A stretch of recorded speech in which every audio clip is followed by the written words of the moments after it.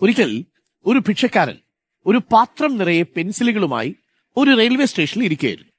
ഒരു ചെറുപ്പക്കാരനായ ബിസിനസ്സുകാരൻ അതുവഴി കടന്നുപോയപ്പോ ഭിക്ഷക്കാരന്റെ പാത്രത്തിലേക്ക് 100 രൂപ വലിച്ചെറിഞ്ഞു. പെൻസിലുകൾ ഒന്നും എടുത്തില്ല. അല്പം മുന്നോട്ട് പോയതിനു ശേഷം ആ ബിസിനസ്സുകാരൻ തിരിച്ചു വന്ന് കുറച്ച് പെൻസിലുകൾ എടുത്തു. എന്നിട്ട് പറഞ്ഞു, ഇതിന്റെ വില ഞാൻ തന്ന 100 രൂപയ്ക്ക് ന്യായമായെന്ന് കരുതുന്നു. ഏതായാലും ഞാനും നിങ്ങളും ഓരോ തരത്തിൽ ബിസിനസ്സുകാരാണല്ലോ. ഇതും പറഞ്ഞ് അയാൾ ആ ട്രെയിനിലേക്ക് കയറി യാത്ര പുറപ്പെട്ടു. 5-6 മാസങ്ങൾക്ക് ശേഷം ആ യുവ ബിസിനസ്സുകാരൻ ഒരു മീറ്റിൽ പങ്കെടുക്കാനായിട്ടെത്തി. ഒരു ബിസിനസ് മീറ്റിൽ കോട്ടും ടൈയും ധരിച്ച് നല്ല സുമുഖനായി അന്നത്തെ ആ പഴയ ഭിക്ഷക്കാരനും ആ പരിപാടിയിൽ പങ്കെടുക്കാനെത്തിയിട്ടുണ്ട്.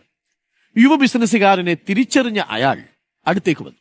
എന്നിട്ട് പറഞ്ഞു, നിങ്ങൾ ഒരുപക്ഷെ എന്നെ ഓർക്കുന്നുണ്ടാവില്ല, എന്നാൽ നിങ്ങളെ എനിക്കറിയാം.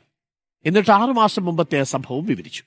ഇത് കേട്ട് ബിസിനസ്സുകാരൻ പറഞ്ഞു, അതെ, ഇപ്പോൾ ഞാൻ ഓർക്കുന്നു. അന്ന് നിങ്ങൾ ഭിക്ഷ യാചിക്കുകയായിരുന്നില്ലേ? ഇപ്പോൾ ഇവിടെ കോട്ടും ടൈയും ഒക്കെ ധരിച്ച്. അപ്പോൾ അയാൾ പറഞ്ഞു, ആ സംഭവം എന്റെ ജീവിതത്തെ തന്നെ മാറ്റിമറിച്ചു. ഭിക്ഷ തരുന്നതിന് പകരം നിങ്ങൾ പെൻസിലിന്റെ വില പറഞ്ഞു. ഞാനും നിങ്ങളും ഓരോ തരത്തിൽ ബിസിനസ്സുകാരാണെന്നും പറഞ്ഞു. എനിക്ക് സങ്കല്പിക്കാൻ പോലും പറ്റാത്ത ഒരു വാചകമായിരുന്നു അത്. ബിസിനസ്സുകാരൻ എന്ന് ആദ്യമായാണ് ഒരാൾ എന്റെ മുഖത്ത് നോക്കി പറഞ്ഞത്. അതെന്റെ ആത്മവിശ്വാസത്തെ ഉണർത്തി. ഭിക്ഷാടനം ഉപേക്ഷിച്ച് അല്പം പരിശ്രമത്തിനൊടുവിൽ ഞാനൊരു ബിസിനസ് തുടങ്ങി. ഇന്നിപ്പോൾ നിങ്ങൾക്കൊപ്പം ഈ പരിപാടിയിൽ എത്തി നിൽക്കുന്നു. എന്റെ മാന്യത തിരിച്ചു തന്നതിന് നന്ദി. ആ വാചകമാണ് പ്രധാനം. എന്റെ മാന്യത തിരിച്ചു തന്നതിന് നന്ദി.